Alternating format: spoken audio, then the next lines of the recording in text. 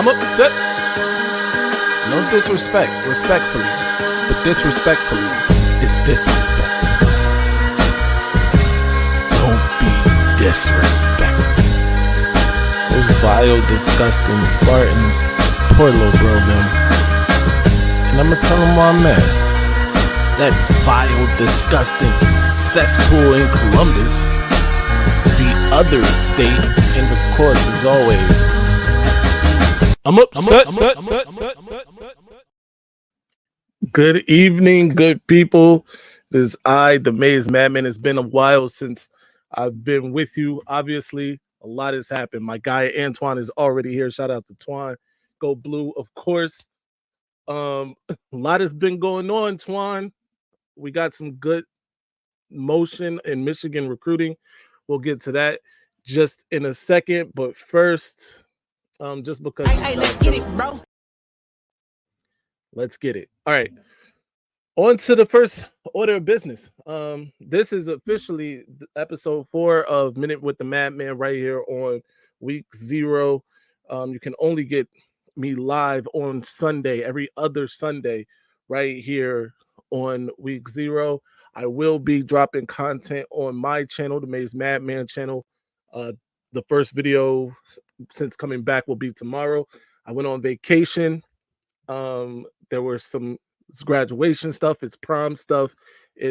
I also went on a business trip in between that, but y'all don't care about none of that.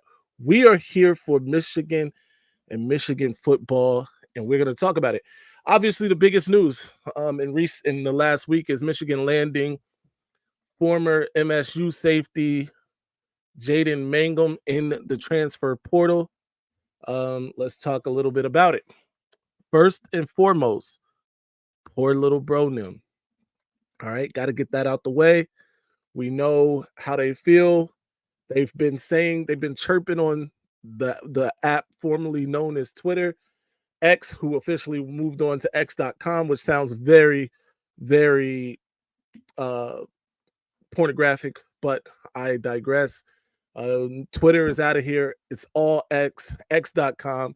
But those people that were chirping on the app formerly known as Twitter, now known as X, those MSU fans that were crying about, Michigan cheating, first of all, they were making fun of Michigan in terms of recruiting and their lack of transfer portal options, like not even a month ago. The tables have turned, obviously. Morian Walker is back. We got CJ Charleston, wide receiver. We got Ricky Johnson, Wes Walker, and then we hit him in the head and got Jaden Mangham. And I brought Rick with me today live because I haven't done a video, Rick. I'm the best there is. Woo! Woo! Woo! Woo! Woo!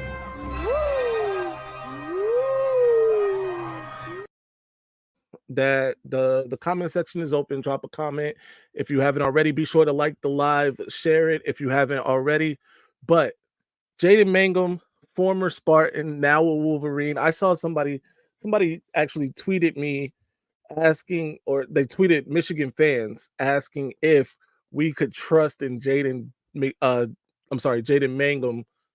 to be a Wolverine, knowing that he was yes, that's a stupid question. Now, granted, this was an Ohio State fan. Oh, I'm sorry, I just said it. He was an other state fan, and he posed this question. But of course, I mean, he just joined the national champs. Why would we expect anything less? So very, very weird in that situation. But I'm sorry, somebody is calling me while I'm live, which is unprofessional. But anyway, in addition to Mangham, Michigan also, like I said, got Wesley Walker from Tennessee, Ricky Johnson, Amir Hall. All of those are secondary players, by the way. To add to the depth of Michigan secondary, of course, Rod Moore went down preseason with the ACL injury. They lost Josh Wallace to the NFL draft, a couple other players to the NFL draft. Then the transfers hit. DJ Waller transfers to Kentucky. Don't get me started on Kentucky. That one was unexpected.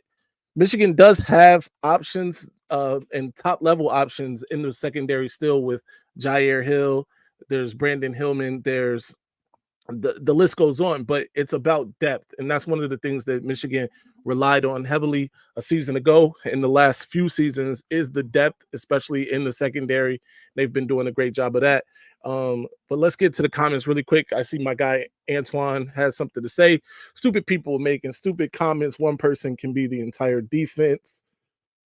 Goofy people. I agree. I agree. We actually train, develop people. We will take all the Sparty stupidness out of him if he had any. That's a fact. By the way, Mangham was like the one of the bright spots on Lil Bro Nim's team a season ago. I think he ended up with like 53 tackles, something like that, maybe 4 takeaways. But yeah, they didn't have a lot to be happy about a season ago.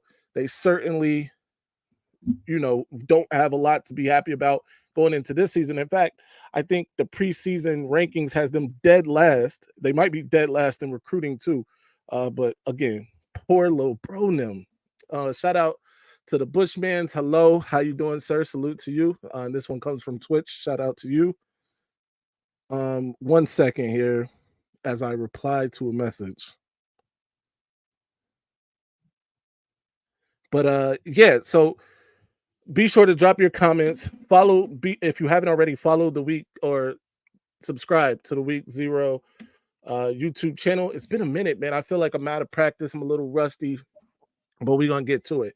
So, as I was saying, Michigan has added to its depth in the secondary. We as Michigan fans knew that was coming, right? We knew they couldn't just sit on their hands, even though they do have the talent that I spoke about, just not, I just brought up, right? That said, this guy right here is a very welcome addition for all Michigan fans. In a Sora, look at it. Look at this edit. It's a beautiful edit. The people over at Michigan did a great job with the edit. He's gonna be a welcome addition.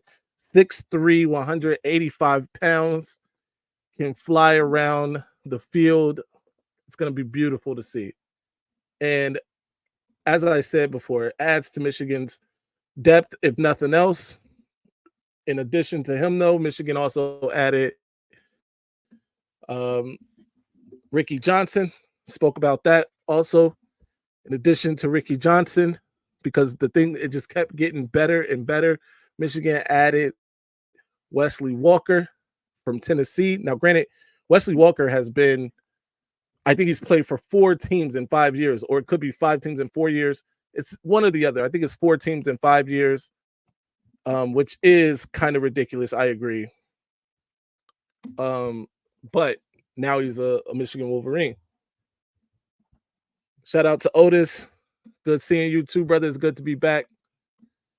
Johnny, did you look at the Oregon midget defensive and offensive line? So Michigan's thank you for bringing that up, Antoine. Let's talk about that for a second. Let me get this off the screen. Get me back full focus. All right. There has been a lot of rumbling about Michigan's upcoming schedule this season, right? In fact, some of the more high profile games have already gotten Vegas's like spread predictions on them, which include the other state getting 10 points. We're getting 10 points to the other state, right? They are minus 10 against Michigan. Now, granted, that game is in Columbus this season, but it's still asinine. It's ridiculous. Not only that, but Michigan is also underdogs against Texas at home in the Big House and Oregon at home in the Big House. I believe the Texas spread is 2.5. I believe the Oregon spread is 4.5, maybe 2.5 too. Let somebody in the comment section correct me if I'm wrong. That said, a lot of talk has been being had about Oregon and Michigan in the trenches. And this is where, as a Michigan man who's watched this team over the last 3-4 seasons really dominate in the trenches, I have to take up for my guys because Michigan is going to push around that Oregon defensive and offensive line.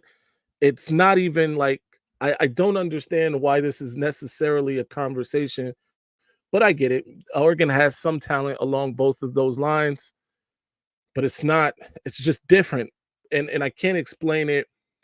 You're gonna have to see it for yourself, right? The Pac-12 a season ago may have been the strongest conference in terms of parity, right? From top to bottom. Washington obviously made it to the national championship game against Michigan.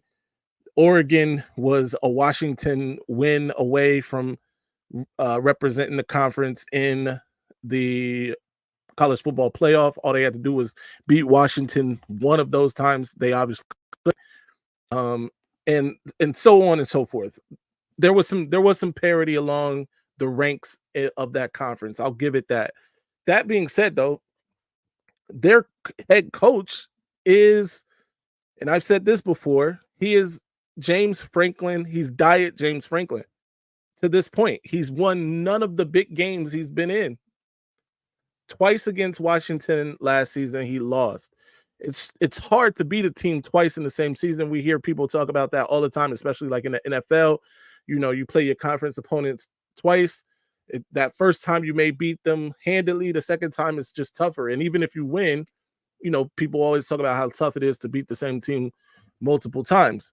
But in both of those situations, Oregon had opportunities, especially in the first game where their head coach just, you know, went against the grain a couple times on fourth down, went for it in some sticky situations, didn't get it. When if he kicked the field goal, the outcome of that game might be a little different, but I digress. He wanted to get the 6. Not really mad at anybody for being aggressive, but at the same time, when it doesn't work, you have to answer for it. And he has to answer for it being unsuccessful at these things. Anyway, let me get to the comments really quickly. We'll get back to this.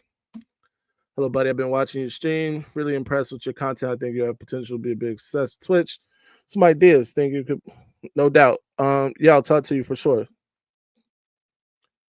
Yo, Matt, did you look at the midgets over there at Oregon? We're going to run through that defensive offensive line, not to mention they look sloppy. Yeah, I saw them, man. And this is what I was talking about. Like, I'm not, I think Oregon is a good football team? Yes. Do I think they have a good program? Yes. They're recruiting very well currently. They've been recruiting well for a while now. They obviously have the backing of Phil Knight and Nike. They have excellent facilities. We know all of that. However, they have won nothing. No disrespect to Oregon, respectfully. But disrespectfully, it's disrespectful to think you're going to come to the Big Ten and dominate a team like Michigan. By the way, you're defending national champions. But I see Oregon fans mixing in with the other state fans. They're trying to team up, collude to try and distract us with their nonsense, but it won't work. Moving on, though. A weak Washington team beat Texas and the Little Duckies. Beat the Little Duckies twice, by the way. So how is it that Michigan doesn't have a chance and Orgy will be held to deal with that RPO? I agree with that 1,010%. Oregon have to prove it out on the field. Looking good on paper is not enough. Shout out to L Dog. That is the state. This is the statement right here, because on paper, the other state has looked excellent all 3 years we've beaten them, these last 3 years, right? On paper, people were saying they are the better team. It's more to football, especially at this level, than just throwing out there a bunch of guys that you recruited as 4 and 5 stars. And Michigan, more so than any other program in the country right now, has proven that. Not to say that Michigan hasn't had some elite talent, because I've talked to people about this. You look at even Donovan Edwards, elite recruit. JJ McCarthy was a 5-star recruit. We understand that, right? But that's not the point. Will Johnson, 5-star recruit. We understand that. It's the other guys. It's the Mike Sainristills of the world, who I believe came in as a 3-star recruit, as a wide receiver, in the middle of his career, his collegiate career, makes the change to the defensive side of the ball, where he becomes an All-American, basically, and is a second round draft pick. That's where Michigan is making the difference, is their coaching, their development, strength and conditioning, that sort of thing. And it's paying dividends on the field. We know what they have done along the offensive line, winning the Joe Moore Award in back-to-back seasons, the first time ever. Nobody's ever done that. Um, Last year, I believe they were semifinalists for the award. The team that won the award was the Washington Huskies, and we saw what Michigan did to that defensive line. There was a whole discussion on X about that a week ago. So it's really funny, um, how people don't understand what's happening, even if it's laid out in their faces. I don't care how many toys you got. If you don't have them trenches together, toys don't work. That's a fact. If you've been paying attention to recruiting, the Ducks have been going after the same players Ohio State has been going after. Also a fact. Need a receiver. So, Matt says Michigan needs a receiver. I can understand this sentiment. I'm not sure if you saw Samaj Morgan's recent comments about people questioning Michigan's receivers, about people questioning Michigan's quarterback play, but he basically said that Michigan is going to shock people, turn some heads this season when they see the talent that Michigan has at receiver, including Samaj Morgan. There's Tyler Morris, of course.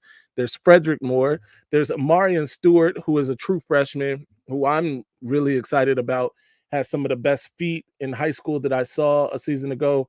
So Michigan has some players, especially at the receiver position. They just brought in CJ Charleston. We'll see what he does. Amorian Walker is back. I'm sure he's going to be back at receiver, and he's probably the best athlete on the team if we're just talking pure athlete.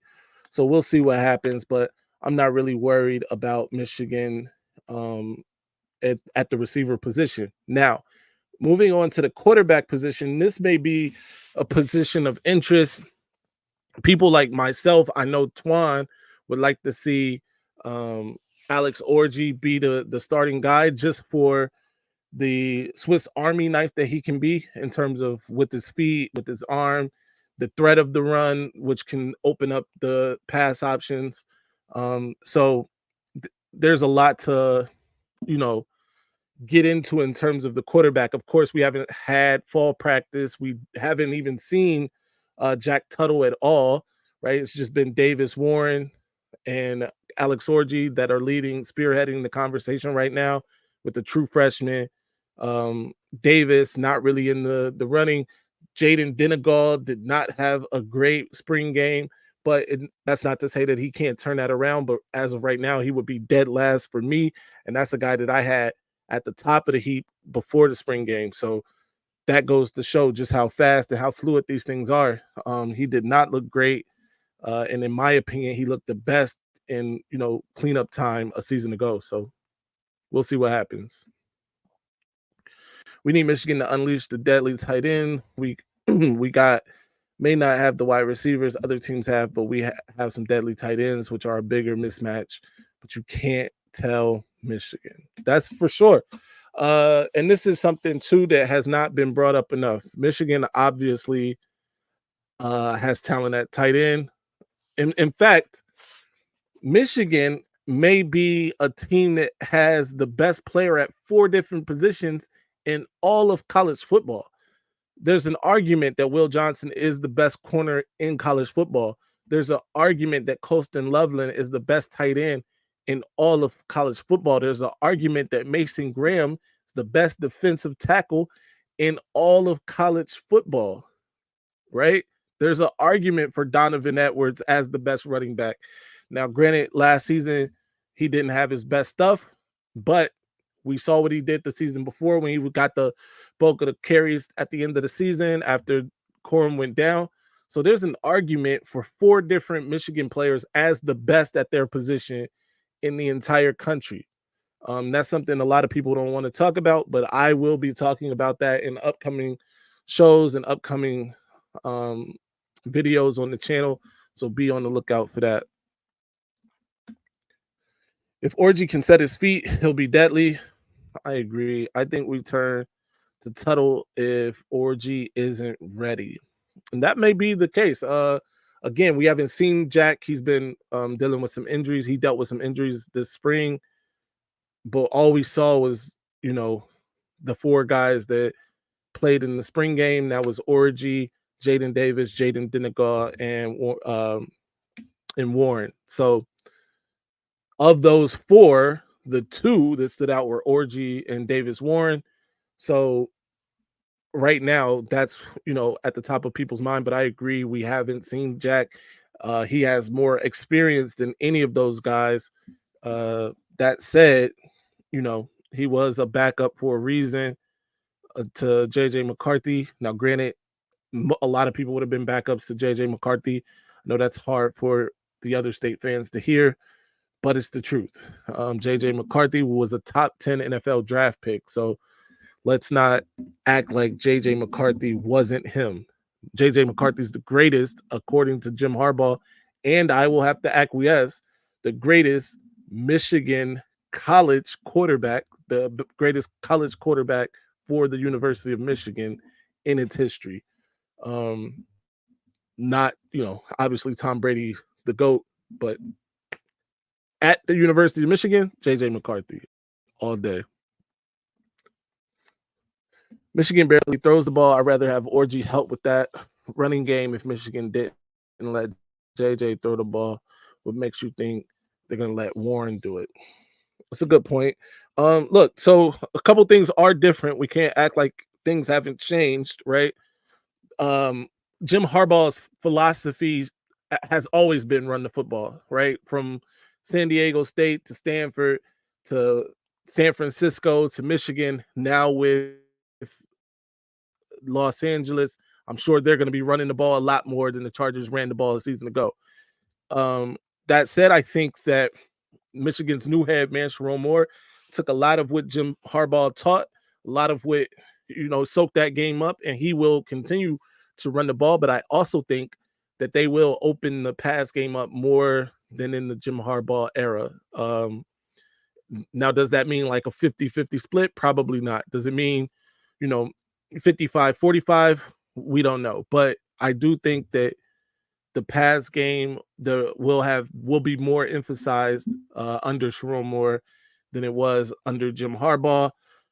Kirk Campbell being the new offensive coordinator, coming from being the quarterback's coach, I think also, leans towards Michigan passing the ball more than they have in recent years. We'll see. Now, whether or not that pans out this year, I don't know, because if it's Alex Orgy, then maybe they don't pass it as much as I anticipate they will in the coming years. But if it's somebody else, then maybe they, have no choice but to do so. We'll see what happens, though. Let me know what you think. I think Kirk airs it out more if Sharon gives up play calling. I agree. Haters say McCarthy was overrated and will be a bust in the NFL. Those same will tell us that Michigan offense will suck this year because we lost McCarthy. Which is it? This is a great point. And this is this is a great point. This is something that I argue with Ryan and those other guys of Week 0 on an episode a few weeks ago before I, took a break. Was JJ McCarthy, of all the quarterbacks in college football a season ago, had the best third down and long conversion rate. He was most accurate on those third and long downs. He converted more third and longs or at a higher percentage than anybody in college football by a wide margin, by the way, including the Bo Nixes of the world, including the Shedeur Sanders, the Caleb Williams of the world. So JJ McCarthy, though he didn't throw it nearly as much as those guys, and by the way, let's not forget, first 4 or 5 games, JJ McCarthy isn't even playing fourth quarters. So his numbers took a hit because of that too. Or I think he breaks that touchdown record if it's not for that Michigan's touchdown record I'm speaking of. If it's not for the fact that he, sat out fourth quarters in like half of the football games this season, or this past season. So you got to take all of those things into account. But Make no mistake about it, JJ McCarthy was absolutely him. His ability to throw while on the run, his ability to extend plays, his ability to take off and run. All of those things JJ displayed. He had a strong arm. Sometimes I will acquiesce on a 5 yard pass where the guy is, literally in front of him. JJ would sometimes gun that thing in there like he was Nolan Ryan or somebody. But other than that, working on, when to gun it and things like that. I think that's the things that JJ needs to work on the most. Sometimes even on down the field passes, it seems like the ball doesn't. It never like gets more than like 15, feet off the ground sometimes. But other than that, I think JJ is phenomenal and will be a great NFL quarterback. That's a fact. Yeah, let's talk a little bit about the secondary players that Michigan picked up. All right, um, Mangum, obviously the star, the prize of these four that Michigan just got. Wesley Walker started, I believe, at Louisville. He transferred to 2, 3 other schools in that time, but most recently at from Tennessee to now Michigan. What do you guys think about that? Do you like the transfer portal moves that Michigan has made, including Amorian Walker even a couple weeks ago coming back to the Wolverines from Ole Miss? He was there long enough to get his shoe size and then return to Michigan, which is huge. I was always a fan of Amorian Walker. Um, Even in the recruiting process, when Michigan was battling with Notre Dame to land him, I was always a fan. I think Ron Bellamy, being the wide receivers coach, ultimately helped Michigan land him because he's from that same area. But I will also say this, and I've said this before: Ron Bellamy has something to prove. Ron Bellamy needs to get more production out of the wide receiver position than he has in recent years. No disrespect, respectfully though, we need to see more from Ron Bellamy. Let's see what Matt was saying. Walker played in 23 games at Tennessee, started in 12. That's a fact. I like the pickups. I like Walker. I just don't know how much to expect. He didn't do much while here. That's true. That's true. I think a lot of it is based off his potential and what he can, what he was projected to be. But either way, it's a good depth piece for Michigan. Do I expect him to go out and be the starter? I don't. Zeke Berry is somebody I didn't mention earlier, who is also, I think, maybe the starter at safety. If not, then maybe he and Jaden Mangham battle it out, because I do think Makari Page will be the starting, uh, have the other starting position at safety. It will be interesting to see what happens at corner. I think Jair Hill will be the starter across from Will Johnson, but we'll see what happens with that. Zeke Berry could also be a nickel back, so maybe they put Mangum at safety and put Zeke Berry at nickel. I think Brandon Hillman is going to get significant playing time. Wesley Walker obviously will get significant playing time. What happens with McBurrows at corner? Maybe he's corner too, and Jair Hill's in the slot. We'll see what happens. Let me know what combinations you guys come up with. We'll talk about it definitely on my next video for the Maze Madman, which I will be dropping a video tomorrow. So be on the lookout for that. Maybe around 10, 11 a.m. Is our linebacker room thin in depth after the 3 departures? So it's a good question. Linebacker room, I don't think it's thin in depth. There's some guys on there. Rolder, I'm sorry, is their absolute beast, and he's behind the 2 starters in Hausman and Barnum from Maryland, the transfer from Maryland, also a Michigan transfer player. So I do think Michigan has guys at linebacker going forward. They picked up a 4-star and a different 4-star in last year's or this past year's recruiting class, who I can't think of off the top of my head, but big kid, also from Tennessee, by the way. Um, Not the university, but played his high school ball in Tennessee. So I do think Michigan's linebackers will be fine going forward. Um, and Brian Jean-Marie has Michigan at least on the map for some very talented linebacker prospects, including Boateng. Um, but Michigan will be battling Notre Dame and the other state for his services. I really think it's going to come down to Notre Dame, Notre Dame and Michigan at the end. Um, so we'll see what happens. His brother actually played for Notre Dame, so they'll have that feather in the cap. But Brian Jean-Marie, being out of that Florida area, recruiting that Florida area really well, and he's at IMG right now, so there's that. So he may have an in that way, but I don't think the linebacker core is thin. No. Could they have, used somebody else in the portal? Probably. I will acquiesce to that, but I like the talent that Michigan has at linebacker. I don't know why these players bicker over who's starting. Michigan rotates their players. You'll get your opportunities whether you start or not. That's a fact. Where do you see Quentin Johnson and Mick Burrows? They both physical. Yeah, and both of those guys came back. And that's one of the things. I think Mick Burrows is also in the running for that CB2 position. Um, I don't really see Mick Burrows in the slot. I think he could, I'm sure, but maybe that's what ends up happening. I think Jair Hill is the most talented of the CB2 competitors right now, but McBurrows has the experience. McBurrows is very physical. He's a tough defender. He played well last year when he was in the game, when he was in games. So I give him that, but we'll have to see. McBurrows is a conundrum in terms of where he's going to end up. But Quentin Johnson will definitely be in the safety rotation without question. Um, Made a huge play against Ohio State. We don't even have to talk about that, but yeah. Michigan lands 4 rejects out of the transfer portal. Well, first of all, shout out to Dallas fan. If anybody was gonna come and hate, we knew it'd be him.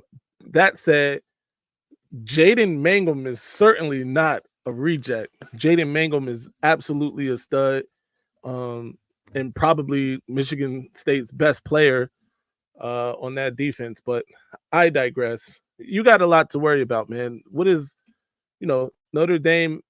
I'm not even gonna start on their history and what they're gonna do going forward.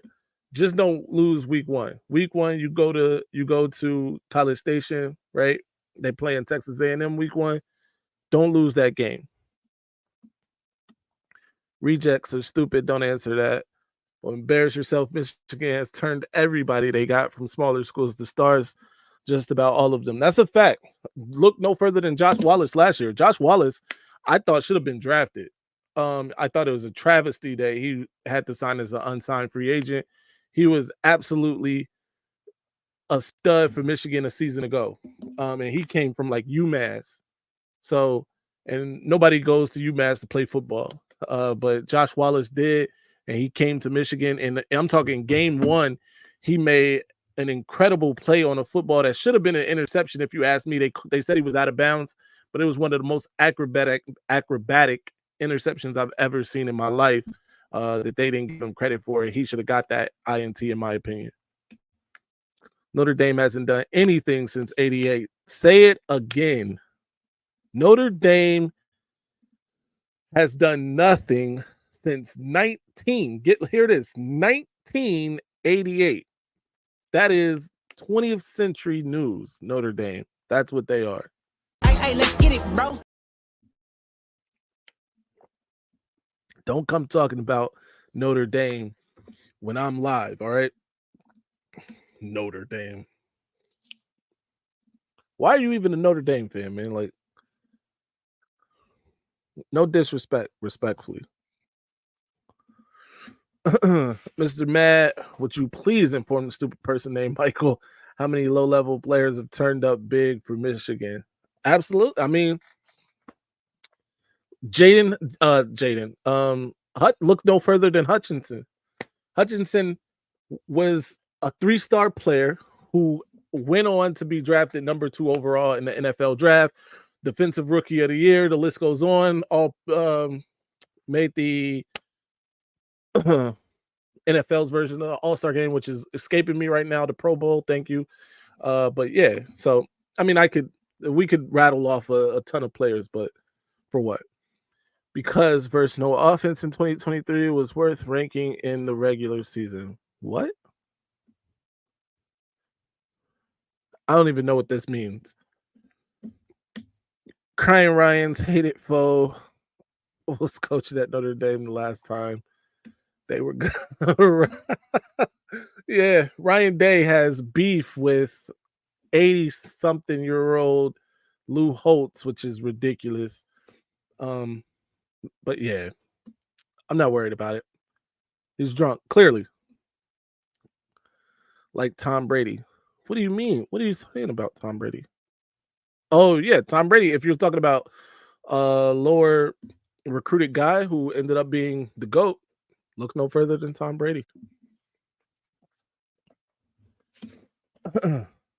Now, a lot of Michigan fans won't like that he has about until Patrick Mahomes retires to be the GOAT, because after that, it's going to be a new GOAT.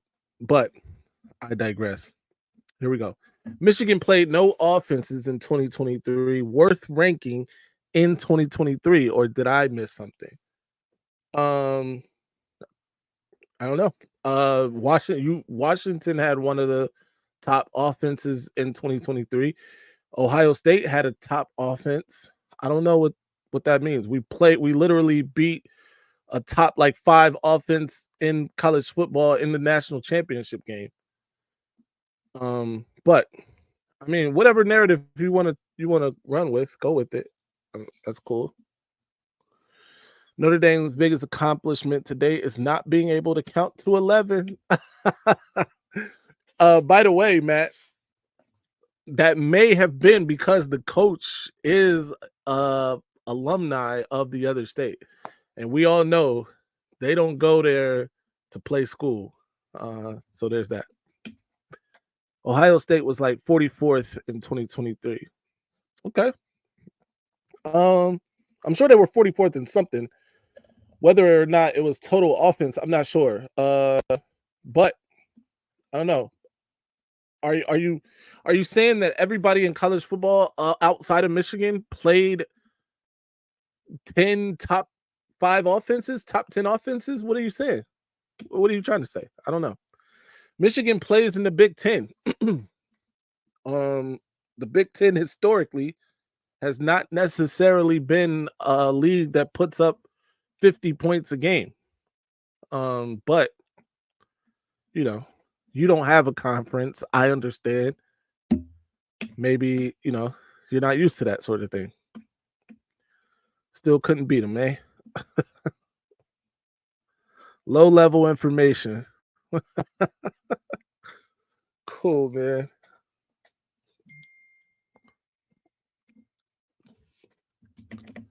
Other people are texting me now. No shredded cheese. That's great.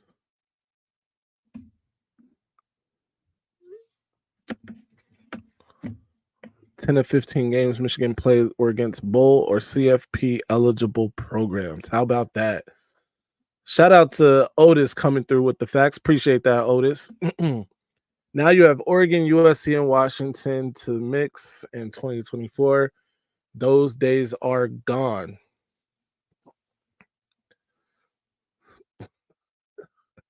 All right. Full disclosure. I talked to Mike just the other day. I think yesterday, actually. Now we didn't get into a deep conversation about offense or anything like that, but he is a person who believes that USC is going to be a problem for Michigan. He believes that Oregon, Washington, I'm not sure, but He just mentioned them, so let's throw them in there. Now, what I told Mike, especially about USC, first of all, let me start by saying I believe that Oregon is going to be in the conversation for how the Big Ten is decided. Let me state that to begin with. All right. I think there are four players, major players for the Big Ten this season. Those four major players this season, we're talking about this season: Penn State, the other state, Oregon, Michigan. Outside of those four, I don't see anybody else threatening for the Big Ten championship. All right, we got that out the way. USC, before Riley Leonard, was a laughing stock. And let's just go from, I don't know, since Pete Carroll left. Since Pete Carroll left, USC has been uh, falling off the same cliff. All right. Since Riley Leonard came, he did his thing in the transfer portal. He brought over his quarterback from Oklahoma. He's recruited very well. He's got another star quarterback, at least according to the pundits. That said, quarterback and offense has never been the issue with Riley Leonard led teams. What is the issue is defense. Now, Mike says, oh, well, he just hired this defensive coordinator from such and such who did such and such. You know what he did before that? He hired another defensive coordinator who was from such and such that did such and such. So it's not necessarily the defensive coordinators. Let me tell you why Riley has problems, why his team's defensives have problems. The scheme could be great. The talent can be great on defense, but what he's going to do is put pressure on those defenses because he's going to score quickly or come off the field quickly, which means that those defenses aren't going to get a lot of time to rest, which means that they're going to be tired as the game progresses. And as these other teams lean on them, they're going to continually get tired and digress in terms of their stamina and attrition. And that's what people don't look at. Riley Leonard can score 50 points, sure, but are they 50 efficient points? Did he give the defense time to rest? Any of that. And then you look at in situations where he doesn't score those 50 points, like against Notre Dame the last couple of seasons or last year, because the year before that he wiped the floor with them. But I'm going to move on from that. You look at that situation, they weren't efficient. There were turnovers. Defenses was back on the field fairly quickly, and they got ran up and down the field. That's exactly what's going to happen to him in these games. And if you think that Michigan isn't going to slow the game down, let those big linemen lean on those other guys, let Donovan Edwards and the crew run it down their throats, then you got another thing coming. But I'm going to move on from that because I don't want to spend a lot of time. That's not what we were here for tonight. We're here tonight to celebrate one more time for Rick, and then we'll get out of here. I'm the best there is. Woo! Woo! Woo! Woo! Woo!